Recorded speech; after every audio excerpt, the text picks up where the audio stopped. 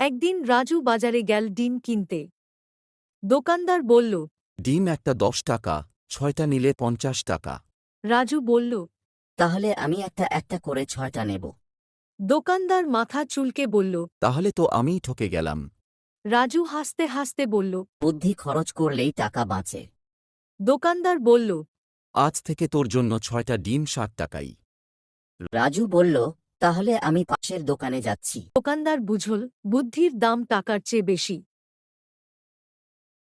একদিন রাজু বাজারে গেল ডিম কিনতে। দোকানদার বলল। ডিম একটা ১০ টাকা, ৬টা নিলে ৫০ টাকা। রাজু বলল। তাহলে আমি একটা একটা করে ৬টা নেব। দোকানদার মাথা চুলকে বলল। তাহলে তো আমিই ঠকে গেলাম। রাজু হাসতে হাসতে বলল। বুদ্ধি খরচ করলেই টাকা বাঁচে। দোকানদার বলল। আজ থেকে তোর জন্য ৬টা ডিম ৬০ টাকাই। রাজু বলল, তাহলে আমি পাশের দোকানে যাচ্ছি। দোকানদার বুঝল, বুদ্ধির দাম টাকার চেয়ে বেশি।